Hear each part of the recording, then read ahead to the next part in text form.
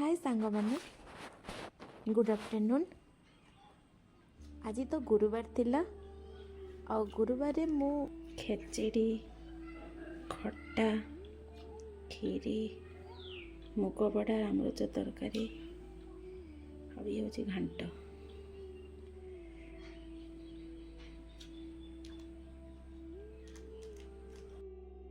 ये सबू भोग मो बारिपदार केसी सर्कल जो हनुमान टेम्पल सेठू आमे मगेकी खाऊचु।